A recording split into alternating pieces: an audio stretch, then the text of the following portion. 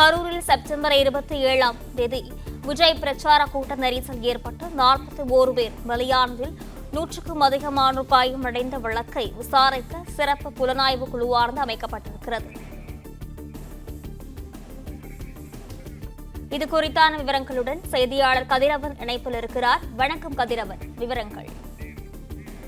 கரூர் துயர சம்பவம் தொடர்பாக சிறப்பு புலனாய்வு குழு அமைத்து விசாரிக்க வேண்டும் என்று சென்னை நீதிமன்றம் உத்தரவிட்டது. அதன் அடிப்படையில் வடக்கு மண்டல ஐஜி அஸ்லாக்கார், நாமக்கல் எஸ்பி விமலா, மற்றொரு எஸ்பியான சியாமலா தேவி உள்ளிட்ட குழு எஸ்ஐடி உருவாக்கப்பட்டது. மேலும் டிஎஸ்பிக்கள் மற்றும் காவல் ஆய்வாளர்கள் அடங்கிய குழுவானது உருவாக்கப்பட்டு அந்த குழுவினர் தற்போது கரூருக்கு விரைந்திருக்கிறார்கள். நேற்று கரூர் போலீசார் அந்த வழக்கு தொடர்பான முதல் தகவல் அறிக்கை மற்றும் 110 நபர்களிடம் பெறப்பட்ட வாக்குமூலங்கள் உள்ளிட்ட பல்வேறு ஆவணங்களை நேற்று ஐஜி அலுவலகத்தில் ஒப்படைத்திருக்கிறார். அந்த ஆவணங்கள் கிடைக்கப்பட்ட பின்னர் தற்போது அவர்கள் கரூர் விரைந்து சம்பவ இடத்துல விசாரணை மேற்கொண்டு இருக்கிறார்கள். குறிப்பாக காவல்துறையினர் மற்றும் அங்கு இருக்கக்கூடிய பொதுமக்கள், பாதிக்கப்பட்டவர்களின் வீடுகளுக்கு சென்றும் இவர்கள் நேரடியாக இந்த விசாரணையை துவங்க இருக்கிறார்கள்.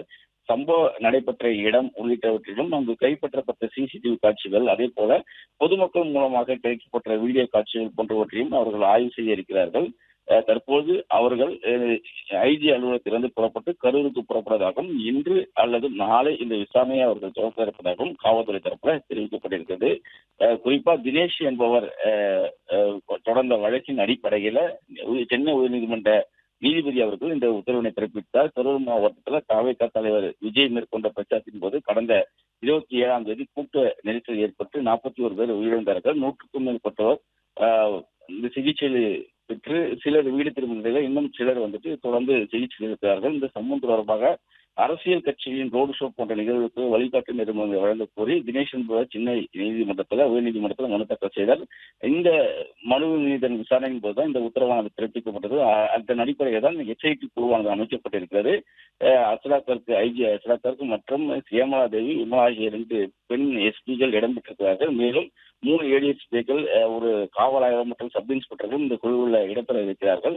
தற்போது கரூர் போலீசார் இந்த ஆவணங்களை நேற்று மாலை அவர்களிடம் ஒப்படைத்ததாகவும் அதன் அடிப்படையில் தற்போது கரூர் விரைந்து கரூர் சம்பவ இடத்திலும் அதே போல சம்பந்தப்பட்ட காவல்துறையினர் அன்று பணியில் இருந்த காவல்துறையினரிடம் விசாரணையை மேற்கொள்ள இருப்பதாகவும் அவர்கள் கொடுக்கக்கூடிய தகவல்களை அடுத்து பல்வேறு நபர்களுக்கு சம்மன் அனுப்பி விசாரணையை துவக்க இருப்பதாகவும் இன்று சம்பவ இடம் மற்றும் பாதிக்கப்பட்டவர்களிடம் சென்று விசாரணையை மேற்கொள்ள இருப்பதாகவும் தகவல் கிடைக்கப்பட்டிருக்கின்றன.